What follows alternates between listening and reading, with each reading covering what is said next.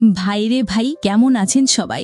জগদ্ধাত্রী নিয়ে আপনাদের প্রিয় যে চ্যানেল চলে এলাম একদম টাটকা গরম গরম রিভিউ নিয়ে। আজকের 1088তম পর্ব দেখে মনে হলো যেন ইলিশ মাছের কাঁটাই গিলে বসে আছি, এতটাই টেনশন। তাহলে ঝাড়ু দিয়ে সমস্ত গপ্প সরিয়ে শুরু করা যাক। পর্বের শুরুতে মুখার্জি বাড়ির অবস্থা দেখে মনে হলো যেন বাজারে লোডশেডিং শুরু হয়েছে। সবার মুখে চাপা তিসুতিনা। কালচের সেই স্টিং অপারেশনের পর সবার চোখে মুখে একটাই প্রশ্ন, এখন কি হইবে?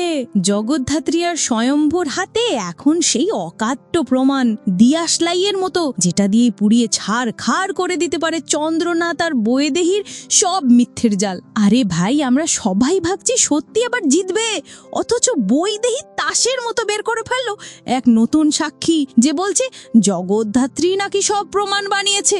মুহূর্তের মধ্যে পরিবেশ যেন পান্তা ভাতে ঘি পড়ল, সবার মাঝে ছড়িয়ে পড়ল সন্দেহের আগুন। কিন্তু জগদ্ধাত্রী তো আর হেলে দেলে পুতুল না, সে ঠান্ডা মাথায় লাইক আ ট্রু বস একে একে তার যুক্তি দিয়ে গুড়িয়ে দিল ওদের সব মিথ্যে গল্প। অডিওতে কাট জয়েন, জায়গার গরমিল সব কিছু ধরে ধরে দেখালো। সত্যি কখনো মিথ্যের কাছে হার মানে না ভাই। আরে তার উপর স্বয়ম্ভূত ব্যাংক স্টেটমেন্ট নিয়ে হাজির। অনাথ আশ্রমের নামে তোলা টাকা চলে গেছে এক বেনাম অ্যাকাউন্টে। টাকার ফ্লো আর বৈদেহীর লোকের মুভমেন্ট তোটাই মিলে গেল।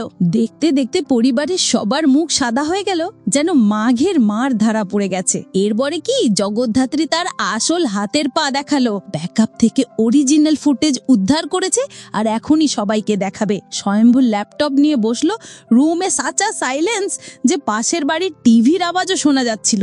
ভিডিও চালু হতেই এক মুখোশ পরা লোক, পাশে আরেকটা শ্যাডো। ক্যামেরা যখন জুম করলো, সেই চেনা হাতের ঘড়ি আর আংটি, সবার জজ ড্রপড।